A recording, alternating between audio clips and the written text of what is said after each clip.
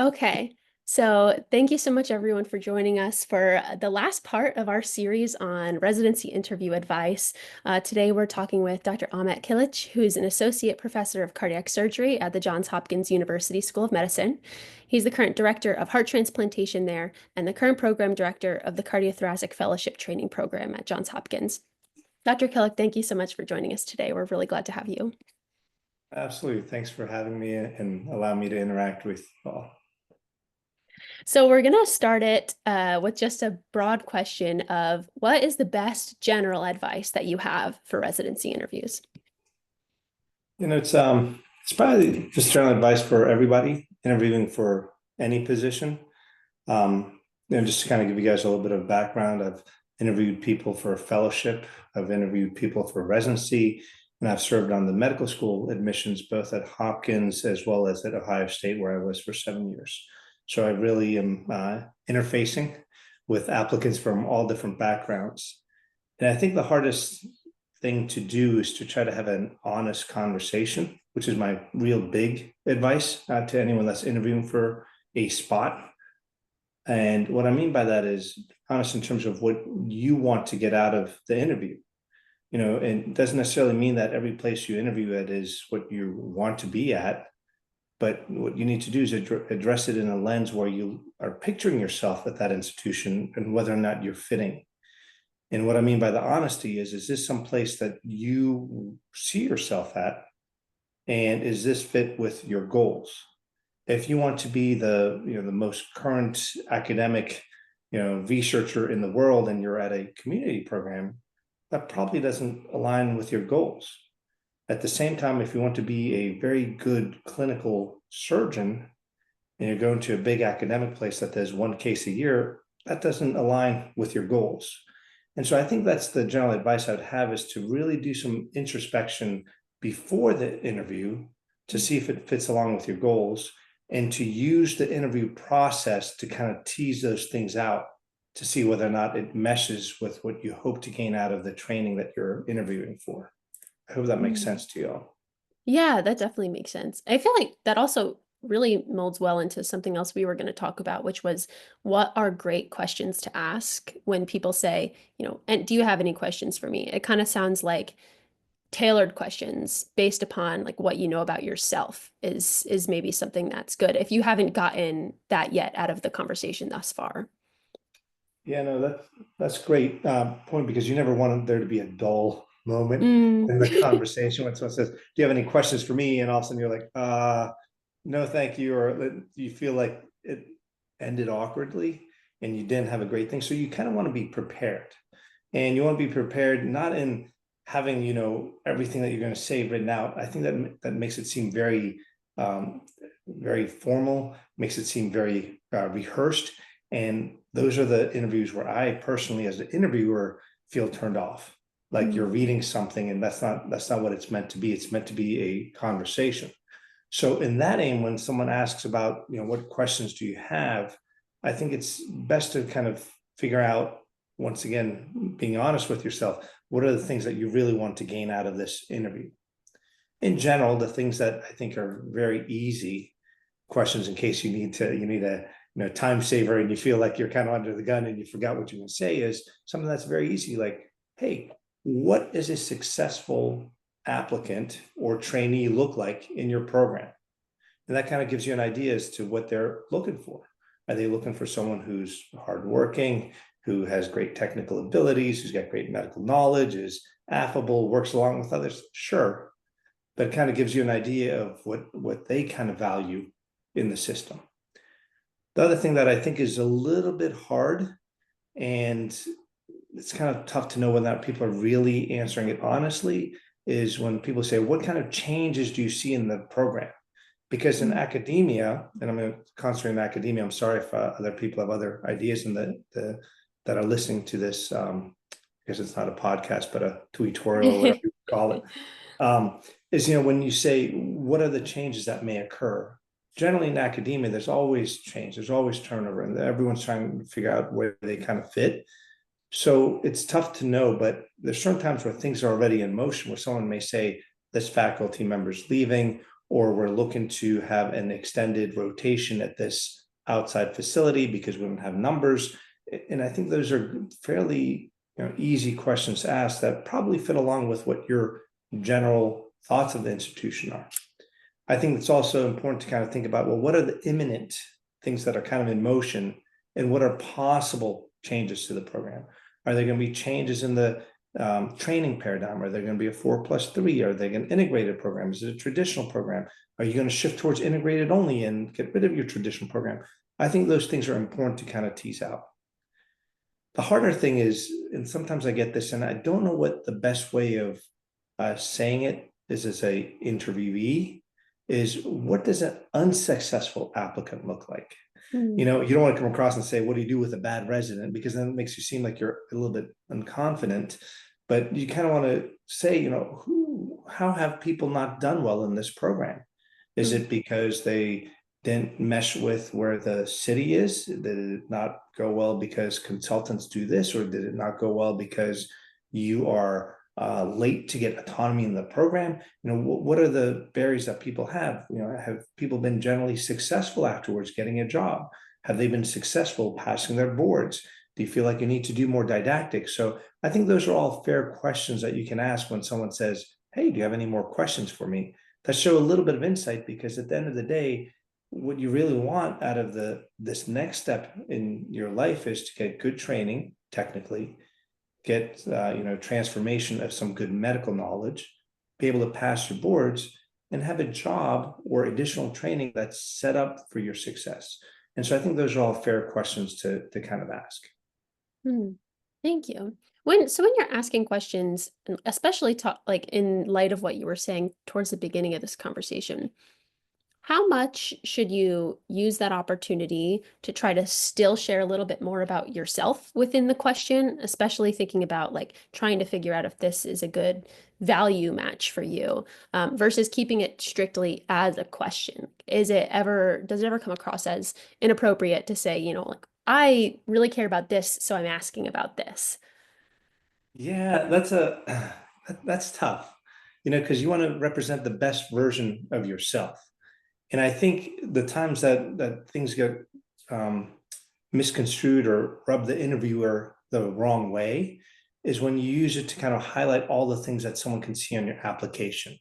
Mm. Hey, I really do well on boards. I did well on my MCATs. I did really well on AO. Like, we know that, like, it's on your application. But what I want to know is, what makes you tick? I really love the challenging cases because it allows me to grow. I like to be told of, the 100 things I did wrong in a case, because that allows me to learn, and I write things down and I figure things out that way. Because what you want at the end of the day is maybe somewhere between 2 to 5 things that the interviewer did not know about you before the interview started.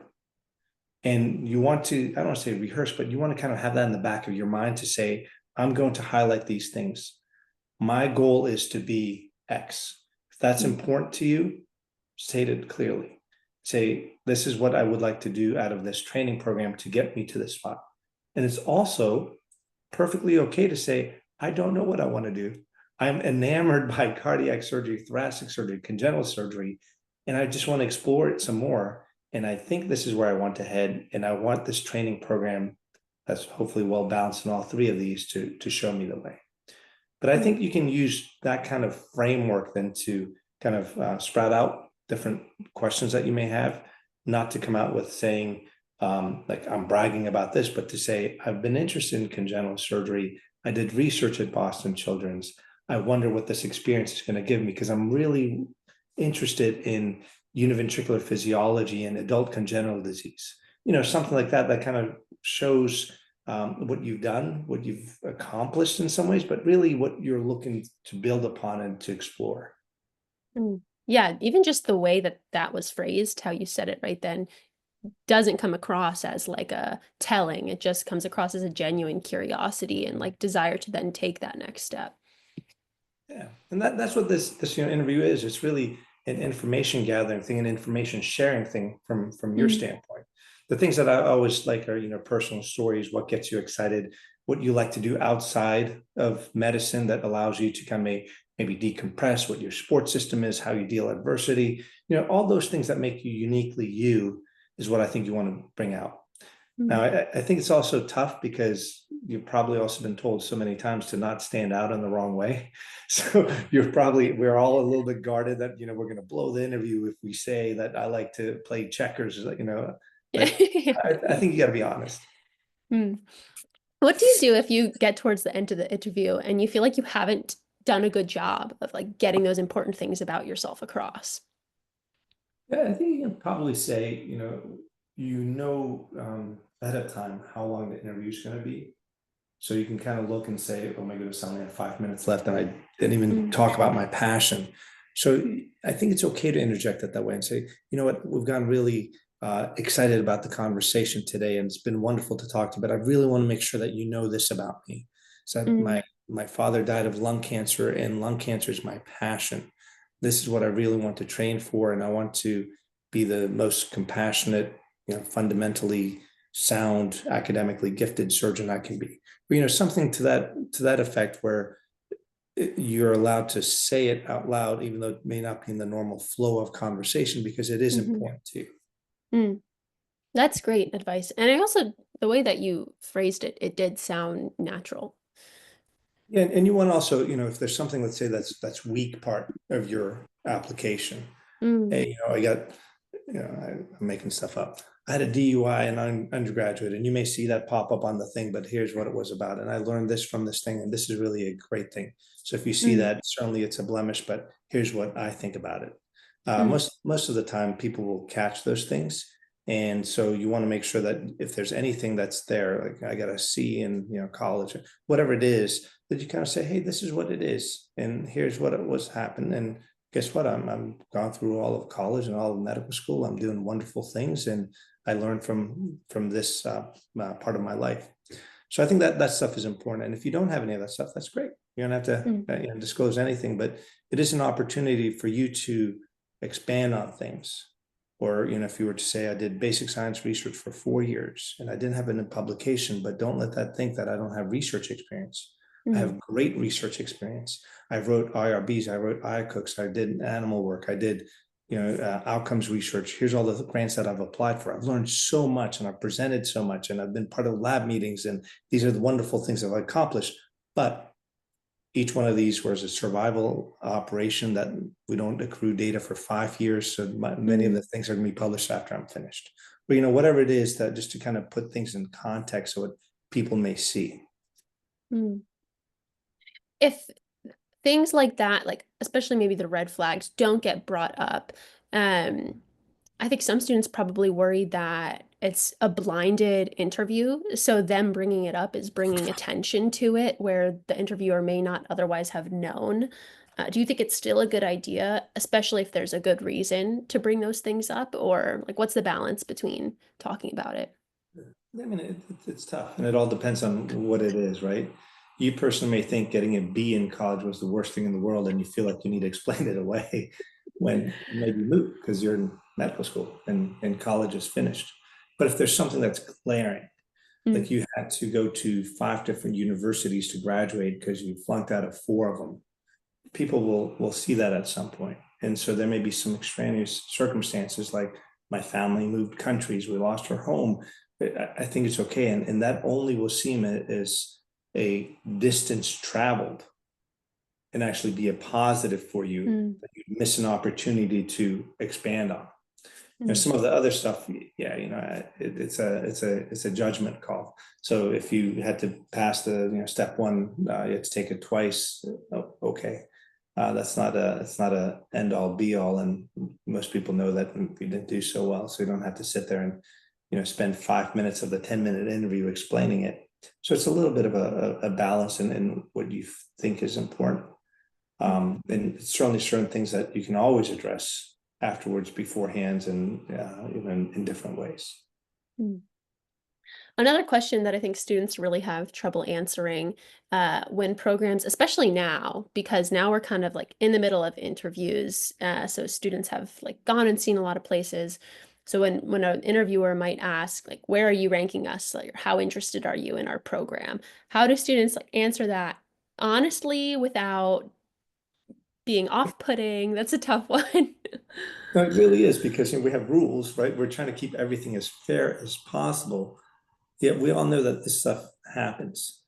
And it's kind of like dating in a way, and like you have your Mm, friends going out and like figuring out if the other person's interested in you or not interested in you. And so it ends up being a little bit of a catch-22. That being said, a general advice I have is that in the middle of the interviews, so you guys are in the middle of interviews right now, there's no reason to tell somebody where you rank them because you haven't finished things. But I do think it's important. I think we may have been getting to this to do things in a very regimented way, in my opinion. And what I mean by that is you finish an interview, you should say thank you, even if it's not a place that you really like, because you took the time, they took the time, and that goes a long way. CT surgery is a very small field and everyone kind of mm, knows each other. So it never hurts to do that, to say, thank you. It doesn't mean you're going to rank us number one. It doesn't mean that, we're not going to rank you because you didn't write a thank you, but it doesn't mean much, but it's noticed. The only thing that it can do is, hurt. In general, when you do this and you're really interested in the program, even if it's your top program at the moment, to say I'm ranking you number one after 2 interviews when you have 10 more to go is disingenuous. mm, To say, oh, I was really impressed with this program. I have several more interviews to go. I'd love the opportunity to follow up after I'm finished interviewing. mm, Or I've been so impressed with the program that I'm excited about the potential, and I have 5 more interviews to go, and the next thing becomes your letter of continued interest, so to speak, or your I don't say letter of intent, but kind of what you're going to do next. So a letter at the end of the season to me is a lot more important than it is as you're going through, because right now you're supposed to not know. And I would be, if you've interviewed at Hopkins and like I said, it was second out of 10 and you told me you're ranking us number one, I'd be like, okay, why don't we talk later? Go see every yeah. place. Because I don't want you to think this is the place for you without seeing all the places. I Mm. hope that makes sense. Yeah. And I love the phrasing of I would love the opportunity to follow up later because it's really intentional, saying like I still want to stay in contact. And it's honest, you're saying I don't know yet, but I like you a lot and I'd like to talk about it further once I know more. That's a really good way of approaching that question. Yeah, and then same kind of manner when you're finished, you say, I have finished all my interviews. That kind of signals to somebody, okay, I'm done with this process of the first look, so to speak, of everything, and I remain interested. Mm, And then this one's a little bit wordy because theoretically at the match you aren't supposed to know where people rank you, right? But everyone writes something that's kind of mm, telling. If you say to me, I'm ranking you number one, I know what that is, and I think you're allowed to do that as long as you're not misguiding or being dishonest. Like I said, it's a very small field, so you got to be a little bit careful. But then there's other things like at the top of the list, near the top of the list, extremely high. We all kind of can read between the lines of what that really means, and that it comes across as a little bit different than your number one place that you're going to rank. And that's supposed to be outside of the rules, to be honest, in many ways, right? Because we're supposed to be mm, altruistic and we're supposed to be blinded and we're supposed to let the computer do the talking for us. But it is appropriate to talk about and show interest in a program. And then I think for the I6, we certainly have signaling that allows you to do that so you don't put yourself into this little bind of how do I word things or how do I do things, where you can actually make it official, so to speak. mm. So how do you advise students with the post-interview communication for programs they really love but maybe aren't ranking number one? Like, should they send those letters saying, I'm really interested, I'm ranking you highly? Or, like you said, can programs just kind of read between the lines? And if you're not saying I'm ranking you number one, don't say anything at all. No, I mean, I think it's important to continue to express interest. Um, and it's a match program. So a program may think you're the greatest thing in the world, and you may think the program's not. And Mm, conversely, you may think the program's the greatest thing in the world, and they think not. But the whole reason for the algorithm is to kind of match things up to have the most benefit for the most amount of people. So that does carry weight with me. When someone says to me, I really think you're a great program, I would be lucky to train with you. And I plan on ranking you extremely high or Mm, top of the list or whatever adjectives you want to use. It shows interest and it's genuine. Now, I think as an applicant, you shouldn't be doing that to all the programs, right? You interview 20 places and you tell everyone you're ranked. That's just, I think, a little bit, mm, dishonest. I think you should only do that as we talked about or started the conversation about just being honest with the interview process, and that's okay if it ends up being tough. And to be honest, for all actually programs right now, it's extremely competitive in CT surgery. And so expressing interest both yourself and having people that are your advocates and your support are also important. Hey, one of my students came and looked at you, and just so you know, they're really interested. I think mm, that carries weight because you're not going to take the time to ask your mentor or sponsor to get in contact with a place unless you're truly interested. mhm, So I think that carries some weight too. mm. Who should students send those letters to slash ask their mentors to call? Is that the program director or a close colleague? Yeah, I think in general, if you're going to ask somebody that's on faculty to contact somebody else, it should be someone that they know. Hmm. That usually comes across best. When the same thing's happening right now. Actually, I just talked to one of my graduating chiefs who just got one of our faculty members contacted by a faculty member who's about to hire him, hopefully, Mm. to do some background work. And it's the same thing that happens. And it's a little bit different when it's a familiarity. And so you call in some more of a conversation and it becomes a thing that's a lot more meaningful. But if there are not those natural relationships, organic relationships, then I think it's appropriate to have them call the program director because that's ultimately who's gathering all the information and who's trying to figure out heads and tails of the process. Mm. And what about for the student? When they're sending their letters, should they send it to the program director, or perhaps they have another mentor there who they're very, very close with? Is it the same concept or? Yeah, no, I think you should definitely include the program director. And you should, if you're very close to, if someone was your faculty mentor since you were an undergrad, you have a special bond with, absolutely. That will go a long way. It will go a lot more than cursory meeting a program director. But at the same time, I think you should include the program director because that's who's ultimately looking at everything in the radar and seeing how things fit. So that's how I would encourage you. Okay. Going back to what you mentioned about thank you notes, believe it or not, this is a hot debate. The thank you note email versus handwritten letter. Any thoughts slash is there any Yeah. preference? No, I mean, I actually wrote it out as I was trying to think of like things to tell you guys. The handwritten note is so appreciated. I mean, there's Mm, nothing cooler than getting a handwritten note. Now, at the same time, you got to realize that we all work in large academic centers. So trying to write a handwritten note that's going to go through the academic center, get in the hands of the appropriate person may not necessarily work. yeah. So I think an email is just as good these days as the handwritten note. It's nice. I think it's you know this is kind of bad, but I wouldn't necessarily knock anyone down at this stage of life. But if you're interviewing for a job, I think that's very important to write a handwritten Mm, note because I think that does carry quite a bit of weight and a personal touch. When you're interviewing it, the residency, the fellowship, the training part, it's a little bit different. mm.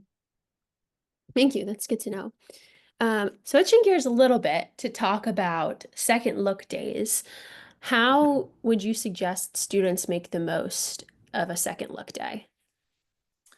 I'm kind of conflicted on this one because I think from a program standpoint, um, we should either do an all or nothing.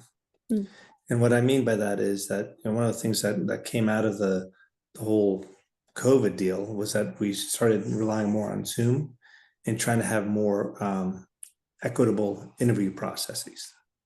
And so if everything's done on Zoom the first time and you make the first cut for a second look, I think that's a little bit disingenuous because that's not necessarily the way the interview process is supposed to work. But I know that's how some are utilizing that. So if that's the case and you get offered it, unless you have extenuating circumstances and you're really interested in the program, you should take them up on that because that's how some programs may unfairly gauge interest. And so, if you say, hey, listen, I have zero money, I'm a medical student, I can't make it across the United States to do this, but this is the place I want to be at. I think that's fair. And that's how I would kind of handle that. But if you have the ability and it's, across town and it's a second look, you probably should make it a priority to go there. When you get there, I think you want to try to put the best foot forward, yet at the same time not be overbearing. I think everyone knows when you try a little bit too hard. So if there's 10 students who are all there for a second look and you're constantly interrupting others to ask questions or trying to floor everyone with your knowledge of cardiac anatomy, that's not what you want to do. You want to once again ask genuine questions and kind of picture yourself there as you're going through the day to day, and hopefully you're getting a chance to see that in the second look of what the fellows and the trainees and the residents are doing, so you can ask appropriate questions like, well, wait a minute, is that where parking really is? It seems like you got to walk across the highways. There are different options at night. Is this a safe environment? That kind of stuff. But I think that would be my general advice in the second look, is to really come a little bit more prepared than you did the initial one, because you'll have some at least initial thoughts or gestalt about the program, and your ideas will have matured by then because you'll have thought about it on the plane ride, car ride, whatever it is, to get what you really need out of this to make up your mind. But that's the way I would approach the second look, is to say that it's almost a heightened interview, and that now you're really honing in this place and you want to make sure it's going to work. Mm. And what if you don't receive a second look invitation for a program that has been offering them? Yeah, I'd take that as a negative sign. If they're not offering anybody second looks, so I don't get people overly excited for the wrong reasons. But if like 4 people in your class have applied and all 4 have gotten an interview for a second look and you're not, then you know where you rank on things. Now, I would follow up. I would say, and obviously if they said, hey, we're not offering your second look, then that's one thing. But if they'd left it blank, I'd say, hey, just so you know, I was very interested in this program and my classmates got offered a second look. Is this an oversight, or do you think you were not impressed with me in the interview process?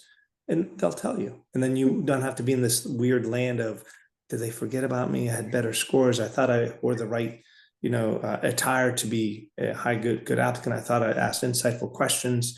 And so I think that's what I would do. I think sometimes we get so scared of asking those kind of questions that there really is no reason to just, hey, were you guys interested? Were you not interested? Because I was interested, and looks like you didn't offer me a second look. And if they say no, then you kind of know where you fit into the thing. So I wouldn't spend that much more mental expenditure in that program if you know that you're not necessarily in the top of the line. Now, if it was a program that you were thinking about, ever since you were a kid, to go to North Central Eastern Texas, and that was your school, then it may also be an opportunity to say, you know what, this is really where I've always pictured myself. And I know I wasn't offered this, but I would really appreciate it if maybe at the end of all of the interviews, if you still were on the fence about me, if you wanted to invite me. And that's something that was a little bit of a special thing, I think. Yeah, I think that's good general advice in terms of, yes, we are in a vulnerable position where every question is a little scary to ask. But to your point, if you don't ask at that stage, then that's your last opportunity to kind of get your hat in the running. So Yeah, and they may say to you, hey, we don't do second looks for people that had away AIs here. Right. And if that doesn't, then all of a sudden you become, oh, okay. As opposed to probably sitting when you don't get that, and the whole time you're thinking, man, I must have really done a horrible job as an away AI that whole month. So I just be upfront and ask and kind of figure things out. Yeah, that absolutely makes sense. Thank you so much, Dr. Kilic, for taking the time today to talk with us. I'll leave it open if you have any last minute advice that's popped into your head, but if not, thank you for doing this series with us, for giving your advice to the students. We're really grateful to have you here today. Absolutely. Thank you so much for having me. My contact stuff should be everywhere, including my cell phone, my text. Happy to always try to help you all kind of figure out where things are in life. I know it's extremely tough time in life when you're going through this. It's stressful. Just try to be kind to one another because Mm. you're all going to be colleagues. And looking through applications, you guys should all be extremely proud of what you've accomplished so far. Thank you so much. And thank you for all the support that you've given to us and all the students. Absolutely. Right. Have a good night, everyone.